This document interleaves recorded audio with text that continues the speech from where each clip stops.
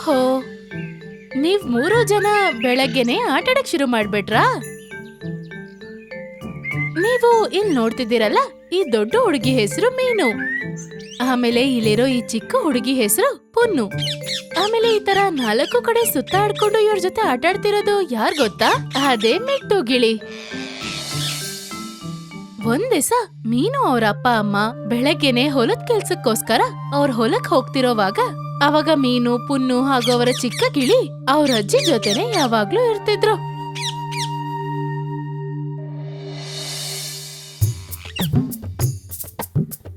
ಮಿಟ್ಟು ಬಾ ಬಾ.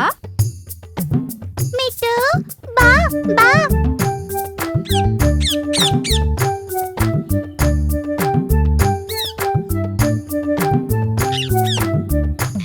ಪೊನ್ನು, ಮಿನ್ನು, ನೀವ್ ಆಟಾಡಿದ್ದು ಸಾಕು. ಬನ್ನಿ ಎಲ್ಲರೂ ಊಟ ಮಾಡೋಣ. ಈಗ್ಲೇ ಬರ್ತೀವಜ್ಜಿ.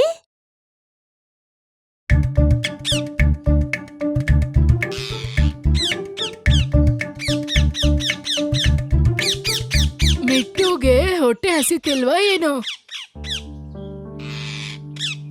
ಅಜ್ಜಿ, ಅದು ಇವಾಗ ತಾನೇ ಆಹಾರ ತಿಂತು.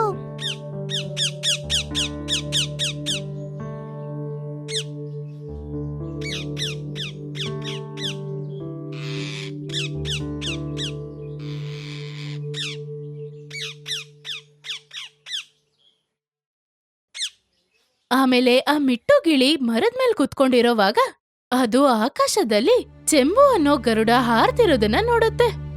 ಆಕಾಶದ ಸುತ್ತ ಹಾರಾಡ್ತಿರೋ ಆ ಚೆಂಬು ಗರುಡ ಕೆಳಗಿರೋ ಮರದ ಮೇಲ್ ಬಂದು ಕುತ್ಕೊಂಡಾಗ ಅವಾಗ ಗಿಳಿ ಅದನ್ನ ಅಸೂಯೆಯಿಂದ ನೋಡುತ್ತೆ.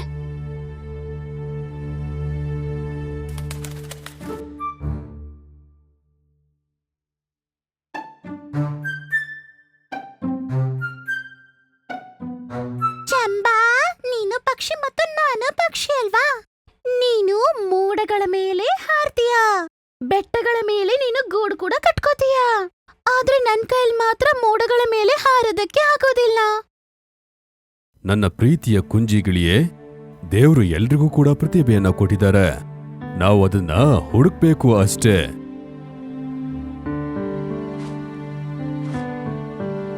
ಚೆಂಬಾ ಗರುಡ ಗಿಳಿಗೆ ಎಷ್ಟೇ ಸಮಾಧಾನ ಹೇಳಿದ್ರು ಮಿಟ್ಟು ಗಿಳಿಗೆ ಸ್ವಲ್ಪನೂ ಸಮಾಧಾನ ಆಗ್ಲಿಲ್ಲ.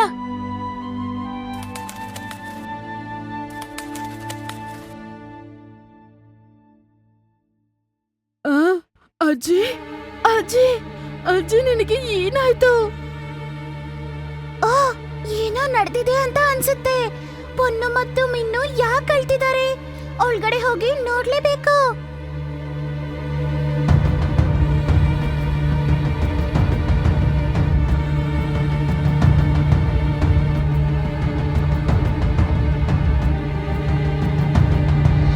ಅರೆ, ಅಜ್ಜಿ ಏನಪ್ಪಾ ಕೆಳಗಡೆ ಬಿದ್ದೋಗಿದ್ದಾರೆ. ಅಜ್ಜಿ, ಅಜ್ಜಿ, ಅಜ್ಜಿ.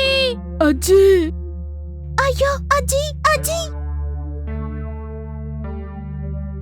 ಅಜ್ಜಿ ಯಾಕ್ ಮಾತಾಡ್ತಾ ಇಲ್ಲ? ಮೊದಲು ನಾನೇನ್ ಮಾಡ್ಬೇಕಂದ್ರೆ ತೋಟಕ್ಕೆ ಹೋಗಿ ನಡೆದ ಎಲ್ಲ ವಿಷಯನೂ ಆಲಿಬಾಬಾ ಹತ್ರ ಹೇಳ್ಬೇಕು.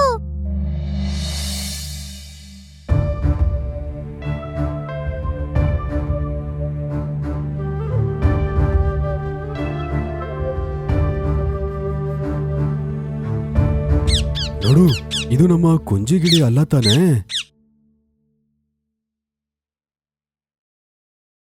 ಅಜ್ಜಿ, ಅಜ್ಜಿ, ಅಜ್ಜಿ, ಅಜ್ಜಿ.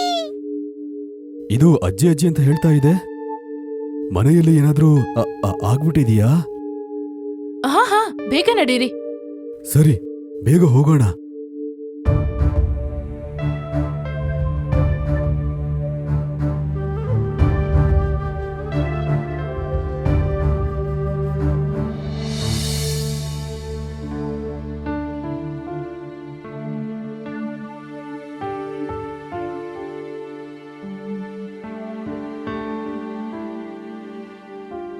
ಒಳ್ಳೇದಾಯ್ತು, ಸರಿಯಾದ ಸಮಯಕ್ಕೆ ಬಂದು ಔಷಧಿ ಕೊಟ್ರಿ.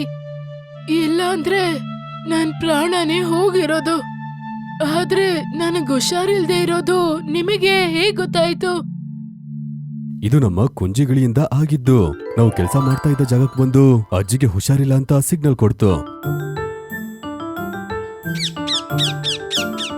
ಆಮೇಲೆ ಈ ತರ ಎಲ್ಲರಿಗೂ ನಮ್ಮ ಮಿಟ್ಟುಗಿಳಿ ಅಂದ್ರೆ ಇನ್ನ ಜಾಸ್ತಿ ಇಷ್ಟ ಆಯ್ತು. ಚೆಂಬಾ ಗರುಡ ಇದೆಲ್ಲದನ್ನು ಕೇಳಿ ಆಮೇಲೆ ಹೇಳತ್ತೆ, ಕುಂಜಿಗಿಳಿಯೇ, ಅದನ್ನೇ ನಾನು ಹೇಳಿದ್ದು. ಮನುಷ್ಯ, ಪಶು, ಪಕ್ಷಿ ಎಲ್ರಿಗೂ ಕೂಡ ದೇವರು ಪ್ರತಿಭೆಯನ್ನ ಕೊಟ್ಟಿದ್ದಾರೆ. ನಾ ತುಂಬಾ ಎತ್ತರಕ್ಕೆ ಹಾರ್ತೀನಿ. ಆದ್ರೆ ನಿಮ್ ರೀತಿ ಗಿಳಿಗಳು ಮಾತ್ರ ಮನುಷ್ಯರು ಮಾತಾಡೋ ಆ ಮಾತುಗಳನ್ನ ಮತ್ತೆ ಮಾತಾಡಕ್ಕಾಗತ್ತೆ. ಇವತ್ತು ನಿನ್ನ ಪ್ರತಿಭೆಯಿಂದನೇ ಅಜ್ಜಿಯ ಜೀವ ಉಳಿಸಲ್ಪಟ್ಟಿದೆ. ನಾವು ಎತ್ತರಕ್ಕೆ ಯಾವಾಗ ಹೋಗ್ತೀವಿ ಅಂದ್ರೆ ನಮ್ಮ ಪ್ರತಿಭೆ ನಮ್ಗೆ ಗೊತ್ತಾದಾಗ ಮಾತ್ರ. ಅದನ್ನ ಯಾವಾಗ ಬೇಕೋ ಅದನ್ನ ಉಪಯೋಗಿಸ್ಬೇಕು. ಚಂಬಾ, ನಿನಗೆ ಒಂದ್ ವಿಷಯ ಗೊತ್ತಾ? ನೀನು ನಿಜವಾಗ್ಲೂ ತುಂಬಾನೇ ಹುಷಾರ್.